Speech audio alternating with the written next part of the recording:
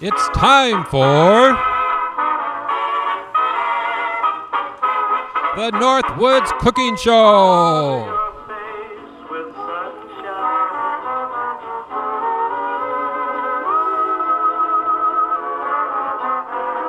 Starring Uncle Roy and Miss Callie, the troublemaking dog.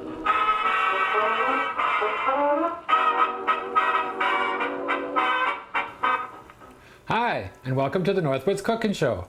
I'm your host, Uncle Roy, and my lovely assistant, Miss Callie Ellis.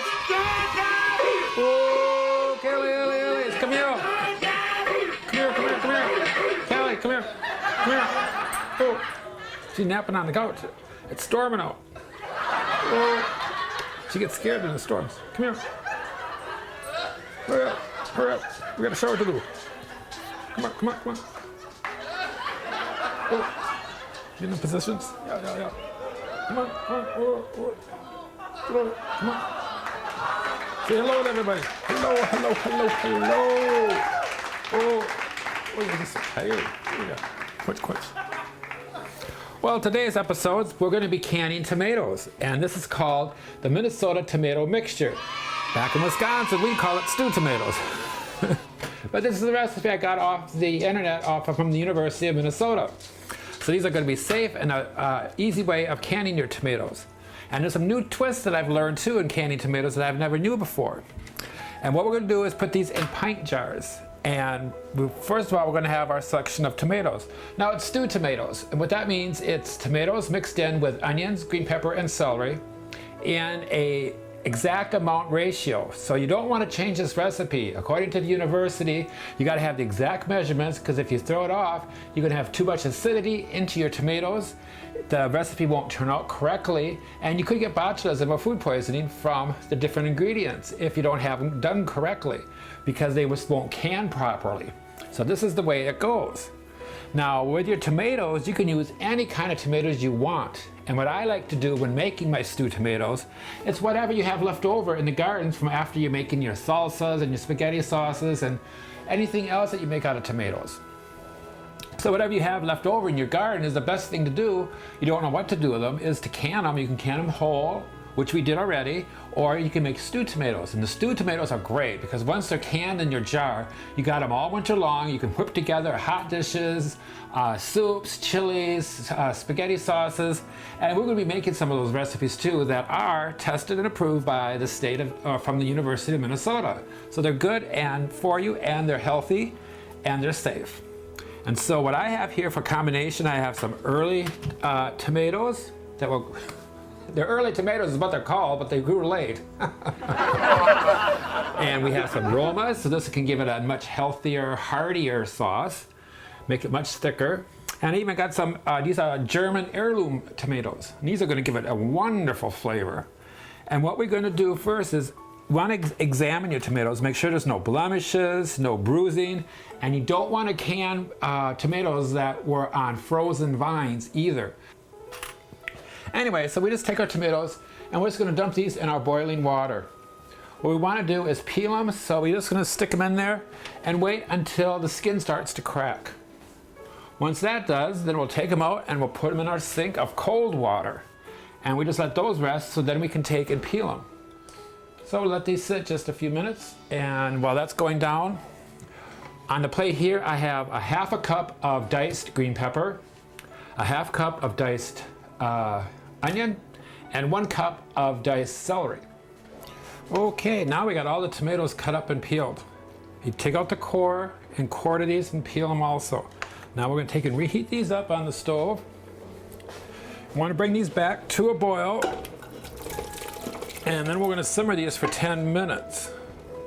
And along with the tomatoes, we're going to add our celery, onions, and our green peppers.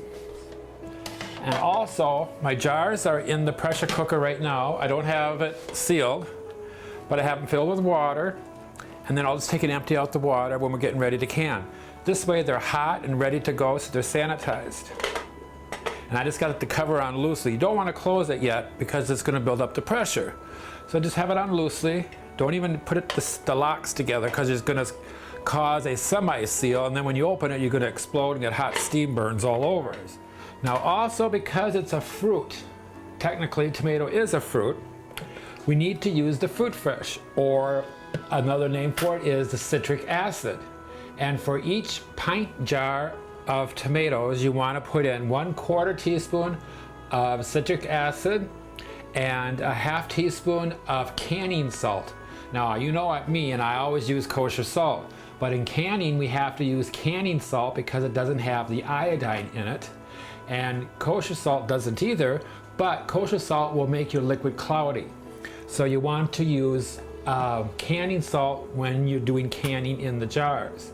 So that's a 1/2 teaspoon of salt per pint jar and 1/4 teaspoon of citric acid per pint jar. All right, now our tomatoes are all done simmering, and we're just going to empty out our jars. Now remember, we put in our fruit fresh. This is citric acid, which is 1/4 teaspoon. But this is very important to keep it in because this is going to keep your tomatoes from browning and from getting all black. Along with a 1/2 teaspoon of salt. And again, I've got the canning salt because this doesn't iodize and it doesn't make it cloudy.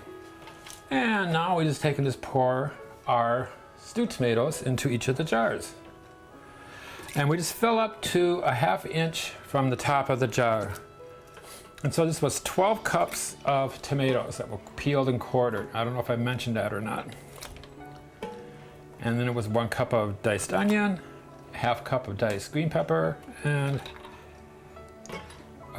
1/2 cup of diced onion, 1/2 cup of diced green pepper. It's 1 cup of diced celery.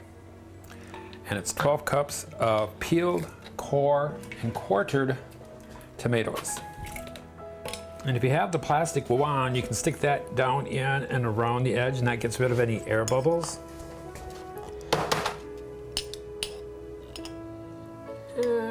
I just tap them. That works too, because this isn't like packed, it's a loose. So the tapping will bring the air bubbles up too. And it helps to settle the product. And I managed to get 5 pints out of that. And now we want to take and wipe off the rims. This is very important too, because you want to get off any residue that's on the edge of the jar and on the top of the rims too. Because otherwise that's going to interfere with the sealing and you won't have a sealed product. Now we take and put on our lids, our rings and lids. And what I like to do, some people will put these all right into a little frying pan with water and just let them sit there and simmer. I don't like to do that because there's this rubber ring on the bottom of the lid, and that melts if you have them sitting there too long. So what I do is at the last minute, I'll just dip them into the boiling water. And that's the 5th one. These are on loosely. Now we're going to tighten them up. And these can go into to our pressure cooker. Now make sure you have water in the cooker, and you want at least 1 inch of water in the bottom. And in pressure cooking, the jars can touch each other. Water bath, they can't, but in pressure cooking, it's okay for the jars to touch because it's the pressure that's going to seal them, not the water around it. Now this is where you put on your lid, line up the notches, and this is where you seal. Now sometimes you might need to wet the gasket underneath the lid, because if it's dry, it might not get a good seal. So you might have to wet that down and put it back on inside the lid, and that'll help seal it tight too. Now when it starts to rattle, then we can turn it down to a simmer and let it cook for 20 minutes under pressure. And that'll be our timing for our tomatoes. And then when this is all done, when this gets done after the 20 minutes, you turn off the heat and let it cool completely, which takes about a half an hour. Then you can open up the lid. And then after that, we're going to take and make up, I got 3 recipes today for the Minnesota tomato mixture, or in Wisconsin, stewed tomatoes. And this is a jar of the stewed tomatoes. You can see the nice, beautiful color. And we just use these and store them in the closet or in your pantry, and they're ready for this winter whenever you need to throw together a Minnesota hot dish. Okay, now that we've canned our tomatoes, our stewed tomatoes. This is the Minnesota tomato mixture. Now, that's what they said in online on at the University of Minnesota. That's where I go to check out when I do canning, the latest dates and times and pressures and pounds per square inch, etc. Just like the USDA, you know, they are slightly different, but the university, and that's what the Hennepin County goes by as far as judging goes for correct times. So we did these on the correct time. Now we're going to take and make some recipes out of our stewed tomato. So what else but the Minnesota hot dish? This is the traditional hot dish. We even made this in Wisconsin growing up as kids. Except Mom didn't put the cheese in it. She just did the pasta, the elbow macaroni, stewed tomatoes, and hamburger. That was it, and called it a meal. Basically, that's what we're doing. So what I did was I browned off. I got a pound of hamburger in here that I just browned off. Now we're going to take and add our stewed tomatoes. These are just fabulous because at the end of the season, when you have all your tomatoes, you don't know what to do with them, you can them all up into stewed tomatoes. There you go. And these will sit on your shelf for, you know, the whole season, all winter long. Whip this together and you got an instant casserole, hot dish, whatever. And see, in Wisconsin, I think we call it casserole, and in Minnesota, they call them hot dishes. Same thing. But anyway, you brown up 1 pound hamburger. Add a jar of the stewed tomatoes. Save the jar. The lids you can throw away because you can't reuse these. Recyclables. And save your rings because these you can use again next year.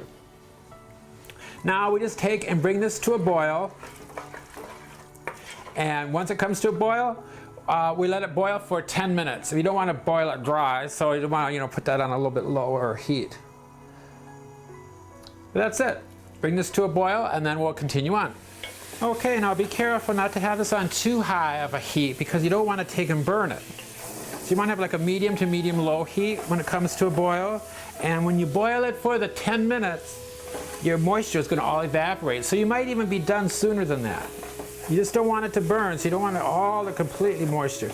But this is all nice and thick now. It's almost like a sloppy joe type of consistency. That's what the boiling does, is get rid of the water so that all the flavors of the tomatoes, onions, and celery and green pepper go into the meat. Now, we take and we have 2 cups of cooked macaroni. This is pre-cooked now. This isn't raw. Oh, there we go. And a half a cup of shredded cheese. You can put whatever cheese flavor you want to. Generally, we put in cheddar. And then we just mix this up together. Turn that off. And then we will put this into our casserole dish with a cover. And you want to make sure now you spray this so that it doesn't stick, because you know that macaroni really, when it bakes, will stick to your cookware. And it's hard, it gets all crunchy and hard and crusty. And it's hard to clean out your casserole dishes, so make sure you spray it well. And then we just pour this mixture into our casserole dish. Oh, Callie, telephone. Oh. And then we're going to take and spray the lid too, because you never know if the cheese might get on top of that. It just helps to keep everything from sticking, and clean up is much easier. Now we put the cover on this and we put this into our preheated 350-degree oven, and we'll bake this for 30 minutes. And then the last 5 minutes, remove the lid and let this cheese brown. So we'll put it in the Minnesota hot dish. Ooh.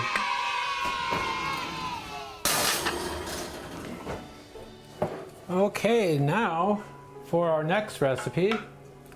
This is going to be chili soup with the Minnesota tomato mixture. I love that. Now for this, we have 1 pound of ground beef, which I already browned off and drained it completely. And to this, we're going to be adding 2 cloves of garlic, or about a teaspoon of minced garlic. I'm going to put in 2. I like garlic. One thing about these recipes, you can just adapt them any way you want to if you want more or less of anything. I just happen to like a lot of garlic. So that's just 2 teaspoons of garlic in with a pound of ground beef. And then we're going to put in 1 jar of tomato mixture, Minnesota tomato mixture. And along with that, we're putting in 1 can of kidney beans, or you can put in chili beans too if you want to. Either or, doesn't matter. Whatever your preference is. And that just goes right into the pot.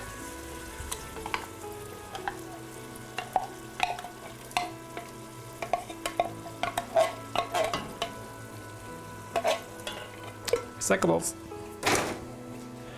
And along with this, we go in 1 tablespoon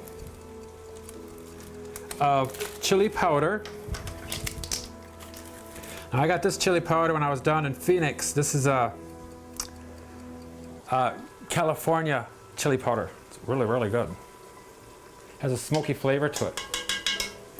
And a half teaspoon of cumin. And cumin is really good in all your chilies. Just gives it a wonderful flavor. But it's strong, so you don't need that much. Just a half a teaspoon. And we just mix this all together. And this is coming to a boil.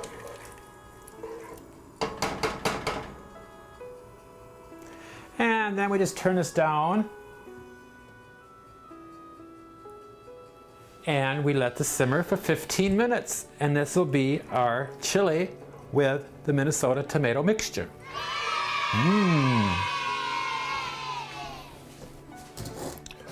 Okay, now we're done with that one. Now we're going on to a 3rd Minnesota tomato mixture recipe. I just love the title of that. Instead of saying stewed tomato, it says Minnesota tomato mixture. I just don't get it. I suppose because, you know, we make it a lot here. It just kills me because in Wisconsin we call them stewed tomatoes. Anyway, this is the 3rd one. This one's going to be for spaghetti sauce, or as the recipe calls, spaghetti recipe with Minnesota tomato mixture. It's spaghetti sauce. That just kills me. Anyway, what I have browning off here in the pot, I have a pound of hamburger. And I already took and browned this off, and I drained off the grease. Now to this, we're going to be adding some minced garlic, and you can put in as much as or little as you want. I like to put in probably about 2 teaspoons. I like kind of garlicky. You want heavy garlic, but I like spice. And you also want to put in let's see, about a teaspoon and a half of Italian seasonings. And you just want that heat up just a little bit, because the heat, whenever you put spices into anything like this, like when you're on the ground beef or meat, chicken, etc., just when you're browning it, if you let the heat up those spices, the spices, when they heat up, expand, and more of the oils and the spice come out, so you get a lot more flavor out of your dried spices if you let them heat up just for a few seconds. Rather than putting them into the sauce, you're going to get flavor, but if you put them into the dry mixture like this and let the heat stir fry with the spices, that heat opens up the spices, the oils come out, and you get a lot more flavor. It makes a huge difference, it really does. You can just smell all those Italian seasonings right now, just from standing afar. That smells good, Callie. Alice, where'd she go? Oh, she decided to come and join the show. Look at her. Oh, she got locked out last night. Oh, I wanted to cry. My roommate, he's taking this medication for his knee, and it makes him forget a lot. But anyway, he'll take and put her out to go to the bathroom at night, and then forget that she's out there and locks the door. 11 o'clock at night, I'm like, I heard her barking. I'm like, what's going on? So I go to the screen door. Here she is outside. The poor thing got locked outside, and she had her toy, and she was screaming, oh, quiet, and squeaking that toy. Oh, Uncle Roy, Uncle Roy. She didn't go to her master. She came straight down to my room, and she slept with me all night long. She was scared, weren't you? Yeah, scared. Now she's on my feet all day. Yeah, she didn't want to be locked outside again. No, I don't blame you. Poor baby. So, how we got that all simmering. Oh, the seasonings, you can just smell them. And then we're going to need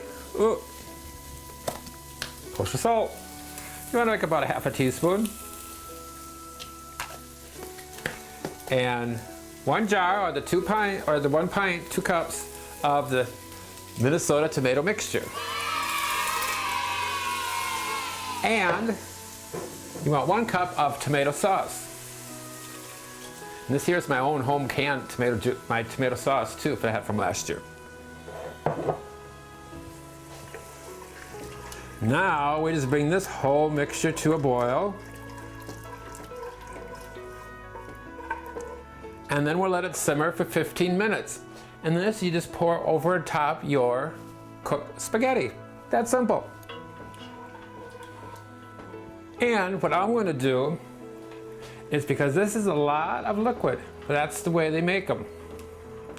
I don't care for all that liquid, because you're going to reduce and simmer and it'll thicken up.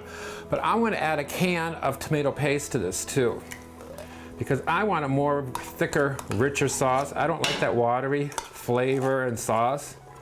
I remember these kind of recipes that I'm doing, I remember my mom used to do this all the time when we were kids. You know, we lived off the land, so we had a lot of canning products. But when she made all this stuff, she wouldn't put in the tomato paste, and everything to me was, I didn't care for it growing up as a kid that much. As an adult, I like it, you know, because it reminds me of that, but I can improve upon it. That's the difference, you know, you learn from your mistakes. But it's like, it was just all too watery. I just didn't care for it. And even my friends today, they said, they remember too, growing up having these kind of hot dishes and casseroles, said the same thing, was all too watery. And I said, well, didn't our parents ever think, did moms ever think of putting in a can of tomato paste? You know, to thicken it up? Well, that's what I'm going to do. I'm going to put in a can of tomato paste, and this looks perfect. This looks much, much better.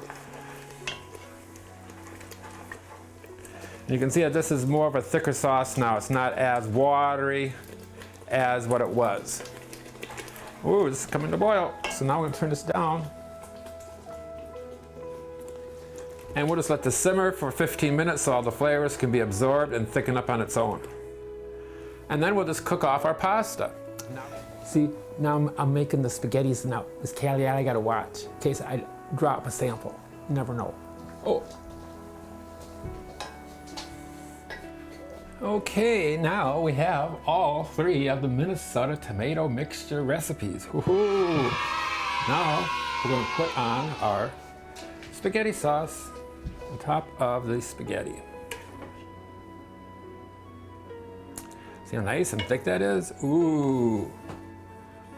And you can put a little Parmesan and serve a little garlic toast or a fresh tossed green salad. Be a perfect meal. And I'll get a little close up here so you can see all of the Minnesota tomato mixture recipes. Now here's the lovely Minnesota tomato mixture hot dish. This is with the cheese mixed in with the pasta and the meat sauce and the stewed tomatoes. And if you want to, you can add a little extra chopped cheese on top of the casserole those last 5 minutes to baking, so that browns and melts fresh and looks really good. And this is the Minnesota spaghetti sauce with the tomato mixture. And that's nice and thick. Now see, that tomato paste makes a big difference rather than having a watery sauce. This paste will make it much nicer and thicker. And then we have the Minnesota tomato mixture chili. And this is a nice, lovely chili. And I used the chili beans that had a little spice to it just to give it a little kick.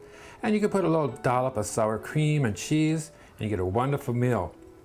And these are our Minnesota tomato mixture recipes from Minnesota and the Northwoods Cooking Show. Is that right, Callie Allies? Now it's time for the question and answer period of the show, where you can write us and ask us questions on anything from cooking to canning to gardening, etc. Callie, let's see who wrote us this week.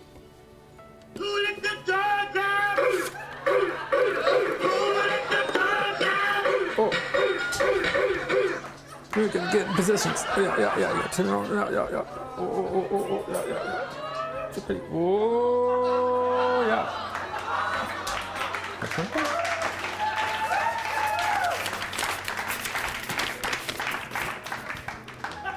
Dear Uncle Roy, Miss Callie, how long do I cook my chicken wings for?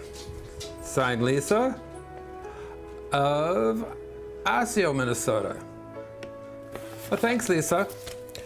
Oh, you can cook your wings. It depends on what you're doing. Now, if you're stir frying, what I like to do is cook my wings first in the oven, and that takes about 20 to 25 minutes, just baking them up by themselves.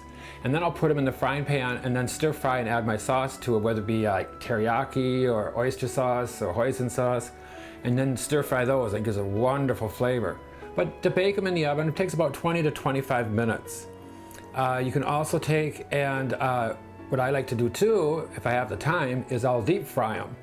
And that'll take about 15 to 20 minutes deep frying, and then take and finish them off in the frying pan and add in your extra sauces. That always does a wonderful job, and that's how you can make your buffalo wings too, is if you deep fry them and then take and stir fry with just pure Tabasco hot sauce. Not the Tabasco, but the hot sauce. The hot sauce is a little thicker, creamier texture than Tabasco, which is like liquid water. So you want to use like Frank's hot sauce, that's much thicker. And you just stir fry those, and then you got your buffalo wings. And serve that with celery and blue cheese dressing on the side. So I hope that answered your questions, Lisa. And from Callie and myself, oh. You ain't nothing but a hound dog.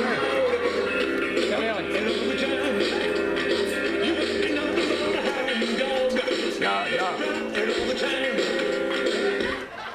Get in positions. You gotta turn around and look at the camera. Yeah. Remember, Great Aunt Barb, my mommy was here and she had her back to the camera the whole time. Yeah. We want to say healthy eating, be safe, and spread the sunshine. Say goodbye, guys. Oh, that was a long stretch there. Yeah. Bye-bye.